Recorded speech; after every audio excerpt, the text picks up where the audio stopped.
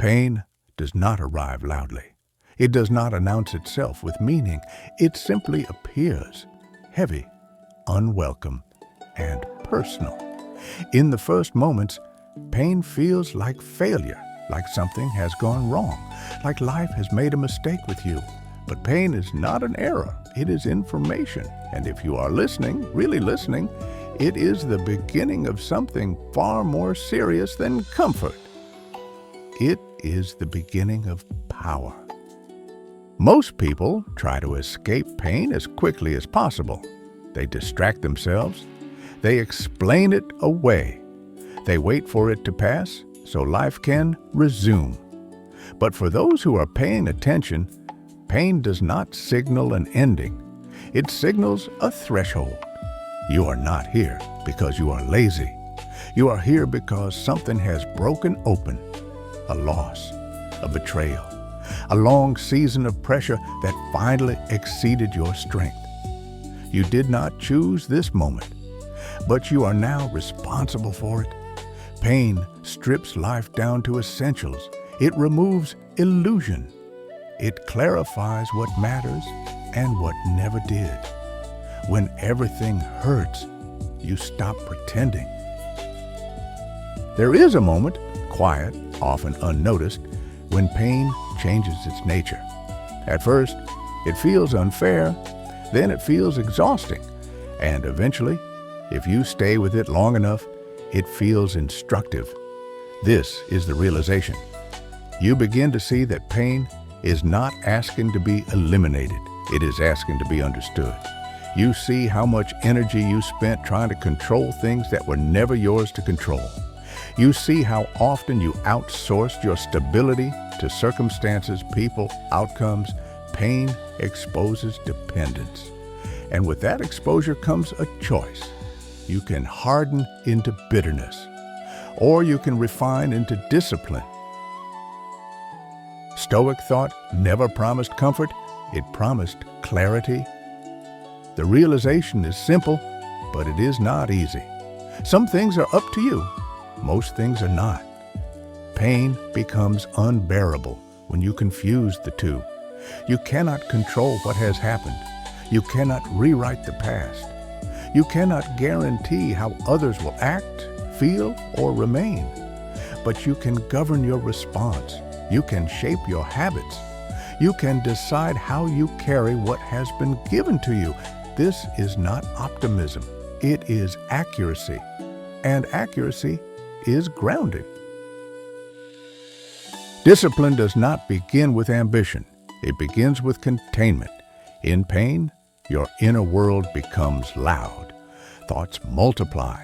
Emotions argue for dominance. Discipline is the decision to stop letting every impulse speak. Not everything you feel deserves expression. Not every thought deserves belief.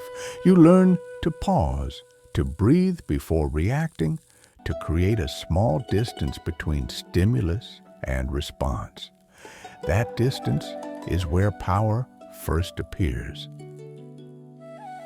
Discipline is quiet. It does not announce itself. It shows up early. It does the unremarkable work. You wake when you don't want to. You move your body even when motivation is absent. You choose order over chaos, repeatedly. Not because it feels good, but because it feels right. Discipline is not punishment. It is protection. It protects your future self from the volatility of your present emotions. Pain teaches you that motivation is unreliable. Discipline teaches you that reliability is built. You stop waiting to feel ready. You stop negotiating with discomfort. You act because action is aligned with your values, not your mood. This is how suffering is metabolized, not avoided, not romanticized, converted. As discipline settles in, something changes internally. The pain does not disappear, but it loses authority. You notice that you are no longer defined by what you're going through. You are defined by how consistently you show up within it. This is inner strength, not force, not aggression, stability. Inner strength is the capacity to remain intact under pressure. You stop needing external reassurance. You stop explaining yourself. You understand that silence is not weakness. Restraint is not passivity. Endurance is not resignation. You become harder to disturb, not because you are numb, but because you are rooted. You feel deeply, but you are no longer controlled by what you feel. Inner strength is built when you repeatedly choose the difficult over the easy, the necessary over the comforting. You accept that life will not arrange itself around your preferences, and you stop asking it to. You focus instead on what you can refine: your conduct, your attention, your character. This focus is stabilizing. At this stage, pain has done its work. It has stripped away excess. It has demanded structure. It has forced you to grow a spine where hope used to be. You are no longer waiting to be saved. You are carrying yourself. Quiet power does not seek recognition. It does not rush. It does not perform. It moves deliberately. People may not notice the shift at first, but they feel it. You speak less.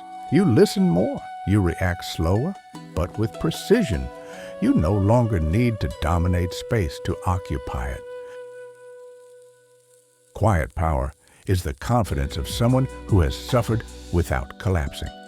Someone who has looked at their own fear and not turned away. Someone who has accepted responsibility without self-pity. It is not loud. It does not threaten. It simply endures. You stop measuring yourself against others. Comparison loses relevance when your standards become internal. You know what you are capable of because you have seen what you survived. This knowledge is unshakable. Pain did not make you special. It made you serious. Serious about how you live. Serious about what you tolerate. Serious about who you are becoming. And seriousness, when guided by discipline, becomes power. This power does not demand certainty about the future. It only requires presence in the present. You do the work. You keep your word.